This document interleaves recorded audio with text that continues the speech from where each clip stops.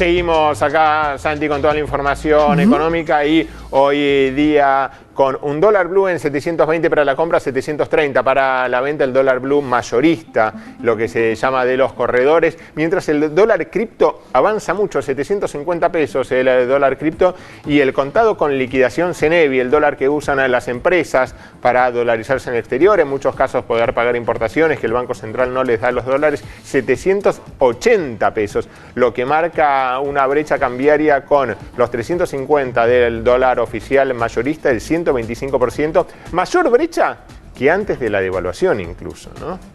Y la pregunta, Santiago, es ¿qué va a pasar ahora con cuál va a ser el impacto, más que nada, de las medidas de Sergio Massa, donde es más plata, sería como un plan platita de alguna forma, más emisión monetaria? Siempre que hay más emisión monetaria provoca más presión sobre la inflación y sobre el tipo de cambio. Por eso lo tenemos a Ramiro Tosi, el exfuncionario del Ministerio de Economía, había sido la mano derecha de Martín Guzmán. ¿Cómo lo ves el impacto que podría llegar a tener las medidas anunciadas? Buen día, Santiago. Hola, Rami. Bueno, respecto a las medidas que fue anunciando ayer en una nueva plataforma, ¿no? El ministro, la verdad que dentro de lo que estuvimos viendo desde Suramericana, tenemos medidas que tienen, si querés, un impacto fiscal directo, que eso básicamente está relacionado con los refuerzos de ingresos, los bonos que el propio Estado otorga, por ejemplo, a sus empleados estatales, jubilados y pensionados, y otras que, si querés, son medidas que tienen un costo fiscal indirecto, que tienen que ver con estas medidas de créditos a tasas subsidiadas, que obviamente ese impacto va a ser función de cuántos efectivamente hagan uso de esa opción. Claro. En general, las primeras estimaciones que estamos viendo es que obviamente lo más oneroso para la arcas del Estado tiene que ver con todas las medidas de refuerzo de ingreso, pero no estaría mucho más allá del 0,4% del PBI, que de alguna manera eso estaba también implícito en el documento que conocimos el viernes pasado, que es el Staff Report del fondo, ¿no? Que es el documento que elabora el staff luego de las revisiones del programa, y ahí ya el fondo de alguna manera había tomado nota de que algunas de estas medidas iban a estar, digamos, en la carpeta, con lo cual imaginamos que eso ya debe haber formado parte también de la negociación con el equipo técnico del fondo. Rami, para darle continuidad a la pantalla, a los que nos están siguiendo, tuvimos una entrevista que decía que justamente algunas de estas medidas se daban de patadas con la relación con el Fondo Monetario después de haber cobrado el desembolso. La pregunta es, vos como una persona que estuviste negociando con el fondo, ¿crees que estas medidas que son de alguna manera, como dice Mariano, un plan platita, no estaría afectando a las metas ni a lo hablado con el Fondo Monetario Internacional? Entendemos que no, porque también, Santiago, lo que hay que tener en consideración es que la aceleración inflacionaria que estábamos previendo incluso antes de la devaluación, ¿no? Por motivos, por ejemplo, precio de la carne y otras variables de la nominalidad de la economía, iban de alguna manera a obligar al gobierno a tratar de, digamos, que esa carrera inflación-salarios y el resto de los precios de la economía sea un poco más pareja de lo que ha sido en el transcurso del año. Y de alguna manera también el documento del fondo reafirma el compromiso del gobierno de que, más allá de estas medidas que están insertas también, ¿no?, en el calendario electoral, el gobierno se compromete a mantener la meta de déficit del 1,9%. Bueno, y el propio fondo dice, bueno, entonces para mantener esta meta, o bien habrá que buscar medidas de ingresos adicionales, o el gobierno tendrá que hacer por otros renglones del gasto algún tipo de readecuación para poder cumplir esa meta del 1,9%. ¿Y qué pasa con, hablando del fondo, ¿no?, y del staff report que vos mencionabas, con las bandas de intervención? Bandas de intervención que van a ser obviamente únicamente para el MEP con AL30 o con el GD, ¿no?, donde interviene el Banco Central. ¿Por dónde crees que irán, donde ahora están haciendo como una suerte de crawling peg ahí en ese MEP subsidiado? Bueno, es interesante esa pregunta, Mariano, porque hubo la semana pasada, sobre todo, ¿no?, se empezó a hablar un poco de esta suerte, si querés, de permiso del fondo respecto a cómo iba a ser la intervención, y la verdad es que si uno mira la letra fría del documento, del Staff Report, ahí el fondo advierte claramente que las intervenciones tienen que ser acotadas y circunscritas solamente a evitar algún tipo de desorden, o sea, de un aumento muy repentino en la brecha, y no hay ninguna, digamos, mención explícita a cómo es el mecanismo específico de la intervención. De hecho, otra cosa interesante que también tiene el Staff Report es a veces lo que uno ve en los reportes de consultoras, ¿no? Donde se estima cuál fue el monto de intervención del Banco Central. Bueno, ahí se ve que, como tienen la información, digamos, de primera mano del Banco Central, hay una estimación de cuánto consumió en 2023 la intervención del Banco Central en los mercados de CCL, o más que nada MEP, no CCL, y eso tuvo un efecto acumulativo, según las cifras del Staff Report, de cerca de 1.700 millones de dólares, por lo cual el fondo está diciendo, bueno, tenemos también un objetivo de reservas, con lo cual esa intervención tampoco tiene que colisionar con el nuevo objetivo de reservas que está en el Staff Report, con lo cual yo creo que el gobierno va a tener que hacer un uso muy estratégico de esa intervención, porque tiene que cumplir de alguna manera con dos objetivos. Por un lado, contener la brecha y que no se escapen niveles que pueda generar más inestabilidad, y por el otro lado, cumplir con el objetivo de reservas, que también va a estar mirado por el fondo en la próxima revisión de noviembre. Claro, el tema es con qué brecha, ¿no? Porque ¿y con qué criterio, Marian? Claro, porque tenés una brecha con el AL subsidiado, pero donde tenés el cupo de los 100.000 nominales semanales, y otra brecha, la brecha libre con el CCL Cenevi, que está en el 780 pesos. ¿Por qué está subiendo tanto el contado con liquidaciones Cenevi, el libre? ¿Se está usando para pagar importaciones? Bueno, ahí, digamos, podés tener distintos factores de presión o de demanda. Podés tener, por ejemplo, inversores externos, que por suerte ya quedaron bastante pocos, digamos, dentro de la curva de pesos, que estén ante este escenario de mayor incertidumbre presionando con operaciones que no son, digamos, de montos significativos para la cartera de ellos, pero que en el tamaño del mercado local pueden generar una presión. Puede haber cierta demanda de los importadores, sobre todo aquellos que quizás no tienen la posibilidad de seguir gestionando un aumento en la deuda comercial, que es otra de las cosas que el staff del fondo también pone, digamos, sobre la mesa, ¿no? Advirtiendo de que ha alcanzado un stock bastante significativo y bastante alto. O sea que tenemos, digamos, distintas fuentes de demanda. También algún inversor que quizás, digamos, ante esta incertidumbre prefiere convalidar esos precios altos en el nivel de la brecha, con lo cual, digamos, no lo podría atribuir, si querés, a una causa específica, pero claramente hay una mayor tensión en ese mercado, y un poco, digamos, la idea es que las medidas que tome el gobierno en las próximas semanas van a tener que tratar de llevar algo de calma y certidumbre en ese mercado, que, como sabemos, reacciona a veces mucho más intensamente que los propios fundamentos de la economía. Claro, el tema es que no es solamente, Santi, con el Cenevi, sino que con las LEDs 7.72 subió 15 pesos también al cierre del viernes. Con los CDRs o con los ADRs estaba 765, muy pero muy parecido. Entonces, ¿de qué brecha estamos hablando cuando hablamos de la brecha? Está la brecha intervenida, claro, con el MEP, con el AL o con el GD, pero la brecha real es esta, ¿no? Que la tenés en niveles del 120%. Bueno, nosotros por eso siempre decimos que cuantas más regulaciones a veces se ponen en un mercado, el mercado se termina rompiendo, se termina segmentando, y se te genera lo que nosotros llamamos internamente en sudamericano la brecha de la brecha, ¿no? Como que vas generando distintos niveles de acuerdo a cuál es el acceso a las restricciones que tengas en cada uno de esos mercados. Eso obviamente es algo que de cara a 2024 también está en el Staff Report. El gobierno que venga, digamos, tendrá que ser muy cuidadoso en diseñar una estrategia de ir de alguna manera convergiendo en ciertas regulaciones. No las va a poder eliminar obviamente el primer día, entendemos, pero va a tener que diseñar un mecanismo que vaya normalizando, ¿no?, esta situación de estar generando tantos tipos de cambio alternativos en distintos mercados. Rami, te llevo a otra cosa. La semana pasada los mercados internacionales tuvieron la palabra de un representante de la FED que esbozó algo que a los mercados les preocupó. Luego tuvimos el viernes Jackson Hole y la palabra de Jerome Powell. ¿Qué pasó definitivamente? ¿Confirmó esa duda que le había generado a los mercados? ¿Qué podemos esperar de cara a la reunión del 29? Bueno, ahí interesante, Santiago, porque justamente la semana pasada tuvimos, por un lado, en lo que es difusión de indicadores, tuvimos bastante pocos, pero sí interesante porque salieron dos indicadores que te muestran lo sensible que son algunos sectores a los aumentos de tasa. Tuviste datos de ventas de viviendas existentes y de bienes durables que mostraron una retracción importante, en algunos casos incluso a niveles que no se observaban desde la pandemia. Y por el otro lado, como decías vos, Santi, tuvimos dos discursos muy escuchados.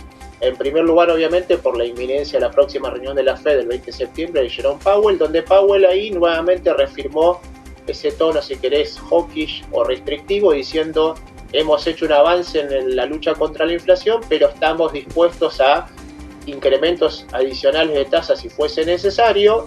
El mercado hoy por hoy está previendo con un 80% de probabilidad que va a tomarse una pausa la Fed en septiembre y va a seguir mirando los indicadores, sobre todo el mercado laboral y de inflación.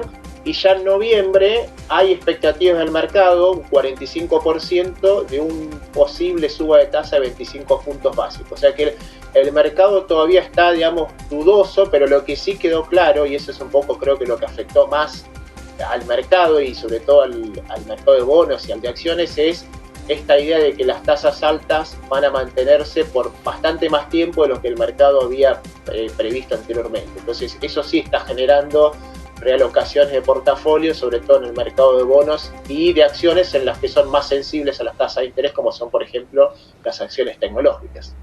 No es una muy buena noticia para la Argentina.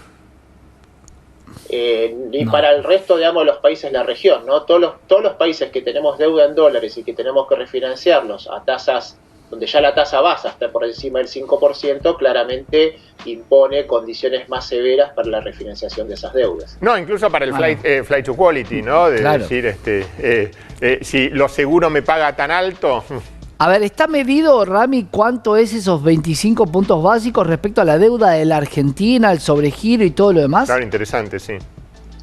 Bueno, ahí, Santiago, es interesante porque vos sabés que parte, digamos, del documento que elabora el Staff Report, ¿no?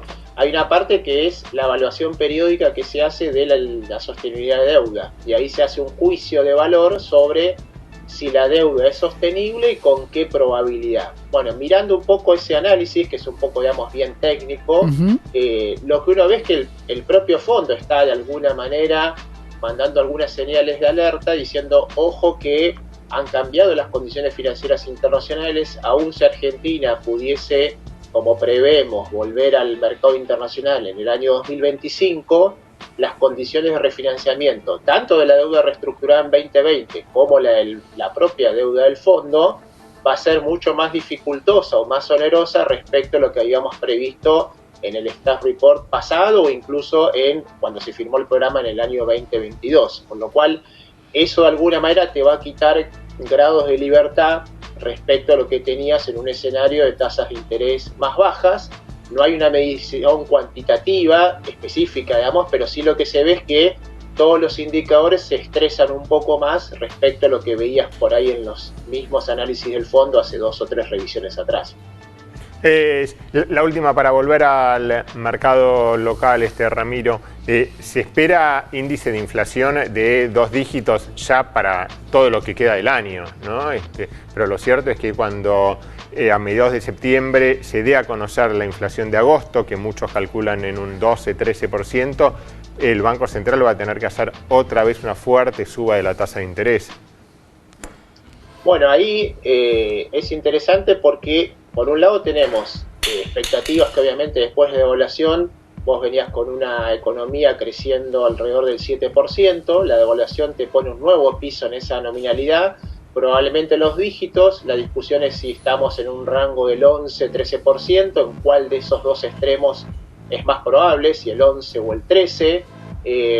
Luego de septiembre-octubre yo te diría, si no hay otra sorpresa devaluatoria, o sea, si efectivamente el gobierno puede sostener este nivel actual de los 350 pesos por dólar, deberíamos ver una inflación que probablemente vuelva a un dígito, pero obviamente un nivel más elevado, o sea, un nivel de 8,5-9%, no va a retroceder al 7% que venía antes, pero por ahora no vemos expectativas, digamos, de 2 dígitos permanentes de acá a fin de año, a menos que tengas un salto cambiario devaluatorio. Claro, Exacto. nuevamente un salto cambiario, una corrida en el tipo de cambio, que esto inevitablemente en la Argentina se traslada a precios, ¿no? Claro, porque muchos dicen, y la devaluación, el 22%, en realidad el 22% más 8% que había devaluado la semana previa a las PASO, ¿no? O sea, un 30% de devaluación ya se lo comió en gran parte, primero la brecha y después la inflación, ¿no? Se lo va a comer.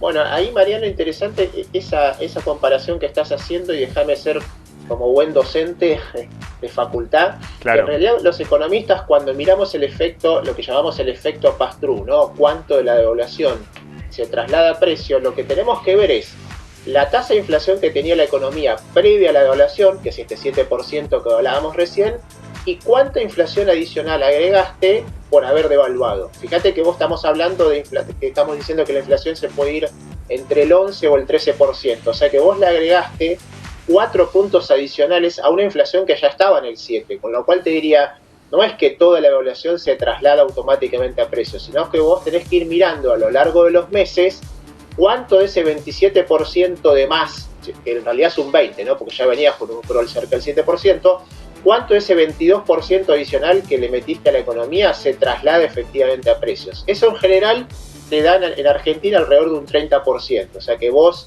de ese 22 llevas a una mayor inflación, un 6 puntos adicionales, y te queda algo de ganancia real, ¿no? Eso obviamente vamos a ver en esta evaluación, que muchos, y creo que estamos de acuerdo, no la esperaban y de alguna manera se dio en un marco, digamos, de poca credibilidad del gobierno o poca articulación con otras medidas. Bueno, vamos a ver si ese 30 o 35% se incrementa, ese traslado a precios, pero así todo, al final del día vas a tener, digamos, una ganancia de competitividad.